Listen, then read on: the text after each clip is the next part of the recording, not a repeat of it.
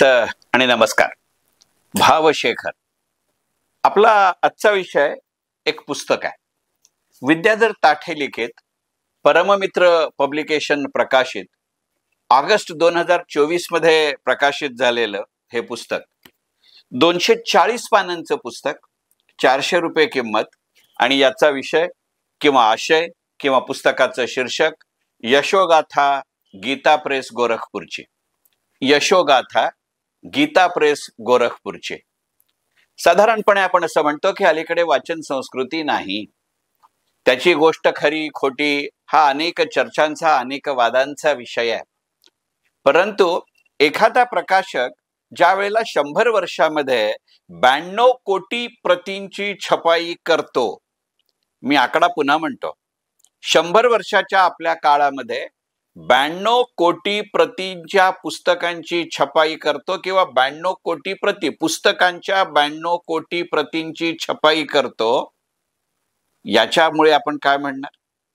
तेही धार्मिक विषयांवरची पुस्तकं करतो म्हणून तर केलंच पाहिजे.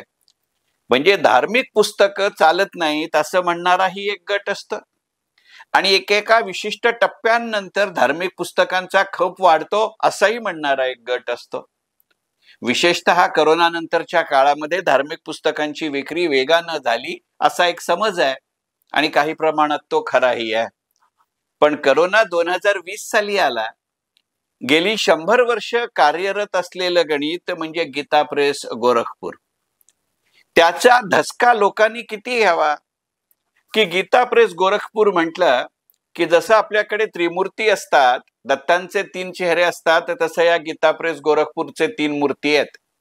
एक आहेत जयदयालजी गोयंका, दुसरे आहेत हनुमान प्रसादजी पोद्दार आणि तिसरे आहेत घनश्यामदास जालान. मी नावं पुन्हा घेतो कारण ही मंडळी अशी आहेत की जे स्वतःच्या वरती इतकी प्रती लिहिल्या, इतकी पुस्तकं लिहिली तरी या मूळ प्रवर्तकांबद्दल या गीता प्रेस गोरखपूरच्या कुठंही एका ओळीचीही छपाई ही मंडळींनी केलेली नाही.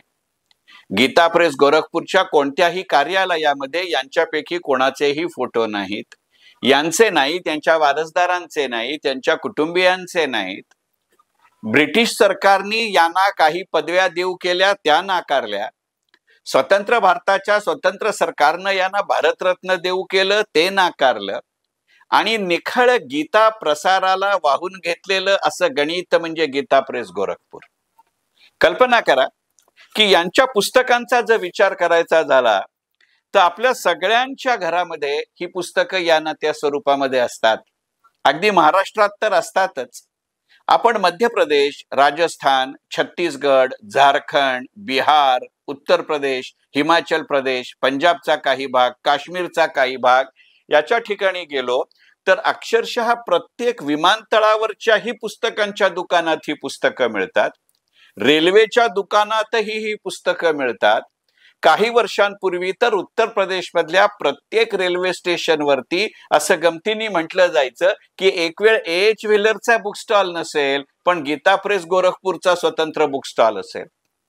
म्हणजे गंमत अशी होती की एका रेल्वे स्टेशनच्या प्लॅटफॉर्मवरती जर 2 बुक स्टॉल असतील तर गीता प्रेस गोरखपूरच्या बुक स्टॉलवरती साहजिक त्यांची पुस्तकं असायची, पण गीता प्रेस गोरखपूरची पुस्तकं एच व्हीलरच्या ठिकाणीही असायची. ती प्रदर्शित अत्यंत व्यवस्थितपणानं दर्शनी भागात ठेवली जायची कारण ती सतत चालती असायची. तो वाचक पूर्णपणाने विविध वयोगटातला, विविध उत्पन्न गटातला असायचा. तो वाचकही असायचा, तो साधकही असायचा आणि त्याही पेक्षा त्याची गीता प्रेस गोरखपूर या संस्थेविषयीची भावना आदराची असायची. आपण मान्य करू की ज्या उद्योग क्षेत्रामध्ये, ज्या प्रकाशनाच्या क्षेत्रामध्ये तुमची पुस्तकं किती, त्याचे तुमचे लेखक किती, त्या पुस्तकांना पुरस्कार किती, त्यांची विक्री किती, त्यातनं मिळणारं मानधन किती, असे या निकषावरती त्या प्रकाशन गृहाची यशस्वीता किंवा अयशस्वीता मोजली जाते. तिथे एक प्रकाशन गृह यातल्या कोणत्याही निकषाचा विचार न करता मूळ धार्मिक साहित्य विकण्याच्या किंवा निर्माण करण्याच्या, विकण्यापेक्षा सुद्धा निर्माण करण्याचा विचार मांडते. आणि त्यातनं मी मगाशी म्हटलं तसं आपल्या 100 वर्षाच्या अस्तित्वाच्या कालामध्ये जवळजवळ 92 कोटी प्रतींची छपाई करते. मी विक्री करते असं मुद्दामून म्हणलं नाही, कारण विक्रीमध्ये नफ्याची गणितं येतात. या 3 मंडळीनं, मी जन्मवाचक म्हणते, कृपा करून दुसरा कोणताही अर्थ घेऊ नका, वृत्तीवाचक आहे हे पुढे तुमच्या लक्षातच येईल, की तशी ही तिघही माणसं ही मारवाडी कुटुंबातनं येतात. जे दयालजी गोयंका काय, हनुमान प्रसाद पोद्दार काय, घनश्यामदास जालान काय, पण त्यांनी या गीता प्रसाराचं काम केलं. म्हणजे त्यांचा गौरव करताना एके ठिकाणी असं म्हटलं गेलं की गीता व्रती हा शब्द, कारण ती एका विशिष्ट पद्धतीचा अभ्यास झाला, विशिष्ट पद्धतीची परीक्षा दिली की गीताव्रती ही पदविका मिळू शकते. पण पदविका मिळणं आणि मिळवणं ही गोष्ट वेगळी, ते चांगलीच गोष्ट आहे, ती वाईट नाहीच. पण त्याही पेक्षा त्यानुसार आचरण आयुष्यभर करत राहणं. एका व्यावसायिक कुटुंबातला जन्म आहे, बालवयात त्या काळाला धरून झालेली लग्न आहेत, व्यवस्थित प्रपंच केलाय, व्यवस्थित आपला उदरनिर्वाहाची साधनं, दिवसभराचा व्यापार दुकानदारी केली आहे, संध्याकाळी आपल्या सहकारी व्यापाऱ्यांबरोबर गीता सत्संग केलाय आणि त्याच्या बरोबरीने गीता प्रेस गोरखपूर चालवलंय. आणि म्हणून आजच्या पुस्तकाचा किंवा भावशेखरचा विषय यशोगाथा गीता प्रेस गोरखपूरची. या गीता प्रेस गोरखपूरचं यश इतकं मोठं आहे, प्रसिद्धी इतकी मोठी आहे, म्हणजे मरावे परी कीर्ती रूपे उरावेचं अत्यंत उत्कृष्ट उदाहरण आहे की प्रचंड व्यावसायिक पद्धतीनं चालणार, प्रचंड मोठ्या प्रमाणावरती भांडवलदार त्याच्या मागे असतानाही गीता प्रेस गोरखपूर सारखं यश मिळवता आलं नाही. या असूयेपोटी, या भीतीपोटी, या हेतवारोपापोटी ती चालणारी संस्था आता बंद पडली अशी अफवा उठवावी लागते.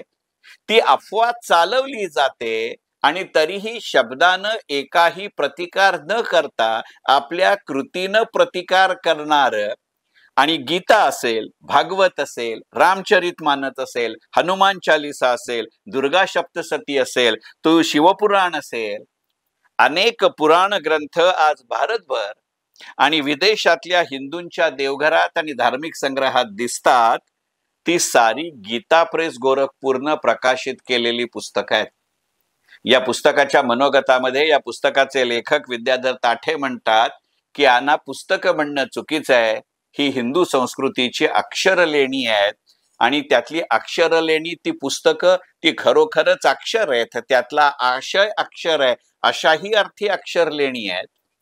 आणि ही अक्षरबद्ध करून तुमच्या माझ्यापर्यंत गीता प्रेस गोरखपूरनं पोचवली, अशाही अर्थी ती अक्षरलेणी आहेत. म्हणजे या अक्षरलेण्यांना 2 जनक आहेत असं आपल्या मनामध्ये हे पुस्तक वाचल्यानंतर येतं. मूळ या पुस्तकांचे, पोथ्यांचे लेखक त्यावेळचे ऋषी, आणि ही पुस्तकं त्याच्या मूळ स्वरूपात तुमच्या माझ्यापर्यंत आजच्या काळामध्ये आणून पोचवणारं गीता प्रेस गोरखपूर.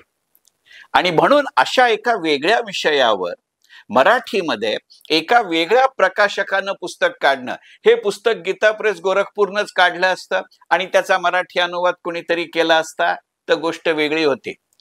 पण या कार्याचं महत्व ओळखून ठाण्याच्या परममित्र पब्लिकेशनच्या माधवराव जोशींनी हे पुस्तक काढायचं कबूल करणं, या पुस्तकाच्या निर्मितीच्या प्रक्रियेमध्ये माधवरावांचं दुर्दैवी निधन होणं आणि माधवरावांच्या कुटुंबियांनी माधवरावांच्या पश्चातही तितक्याच निगुतीनं, आस्थेनं आणि नेटकेपणानं या पुस्तकाचं प्रकाशन करणं, हीही एक वेगळी यशोगाथा आहे. शेवटी ज्या वेळेला ईश्वरी कार्याच्या मागे ईश्वर उभा राहतो, याच्यावर श्रद्धा ठेवायची की नाही ही वेगळी गोष्ट, पण चांगल्या उद्देशानं चांगलं काम करायला घेतलं तर ते चांगुलपणानं पूर्ण होतं, याची पोचपावती सर्वार्थानं असं पुस्तक म्हणजे यशोगाथा गीता प्रेस गोरखपूरची. मग ही कथा आणि ही संस्था जन्माला कशी आली? मुळात ही जी 3 व्यक्ती, ह्या 3 मंडळी, ती आपापसात नातेवाईकही होती, एकमेकांची आध्यात्मिक गुरु आणि शिष्यही होती. तर या तिघांनी एकंदरीतच सर्व प्रसिद्धीपासनं लांब राहिलं. पुस्तकांच्या बरोबरीने कल्याण सारखं मासिक 1926 साली मुंबईतनं सुरू केलं. 1927 पासनं त्याची गोरखपूरमध्ये प्रसिद्धी केली. आज मितीला त्याचे 2.5 लाखाहून जास्त सभासद असणं आणि जगभरामध्ये अशा पद्धतीच्या धार्मिक नियतकालिकाची ती सर्वात जास्त संख्या असणं, हे या पुस्तकाचं वैशिष्ट्य आहे. आणि अशा संस्थेची, अशा पुस्तकाची जरा सुद्धा मी शब्दबद्धता अशासाठी सांगत नाहीये की आपल्या सगळ्यांना माझी कळकळीची विनंती आहे की अशा प्रकारचं कार्य हे साहित्य म्हणून झालं पाहिजे, आपली संस्कृती म्हणून झालं पाहिजे आणि साहजिक मराठी पुस्तक म्हणून झालं पाहिजे. म्हणून यातल्या आशयाबद्दल एक शब्दही मी बोलणार नाहीये. आल्यापासनं हे गेल्या 2 दिवसापूर्वी हे पुस्तक माझ्या हातात आलं आणि तेव्हापासनं हे पुस्तक मी निदान 3दा तरी वाचलंय. त्याच्या जोरावरती मी कळकळीची विनंती करतो आणि एवढ्या करता भावशेखरचा एक छोटा भाग याच्यावर केला की अशी एखादी प्रकाशन संस्था असते जी फक्त स्वतःला धर्मप्रसारासाठी अवलंबून राहते, ती वैयक्तिक कौटुंबिक स्वरूपाची मालकी असते, व्यवसायानं व्यापारी असले तरी वृत्तीनं धार्मिक असणारे, धर्मरक्षणार्थ, संस्कृती रक्षणार्थ, देश रक्षणार्थ. कारण या तिन्ही प्रवर्तकांना मूळ स्फूर्ती लोकमान्य टिळकांच्या गीता रहस्यातनं झाली. गीता रहस्याचा पाडल्यानंतर टिळकांची प्रत्यक्ष भेट घेण्याची इच्छा झाली. टिळकांच्या अंत्यदर्शनाला ही मंडळी उपस्थित होती. टिळक युग लोटल्यानंतर, गांधी युग सुरू झाल्यानंतर आपल्या देशाचा केवळ राजकीय पोत बदलला नाही, सामाजिक पोत बदलला. स्वातंत्र्योत्तर काळामध्ये काही वेळेला जाणीवपूर्वक धार्मिक पोत बदलण्याचाही प्रयत्न झाला.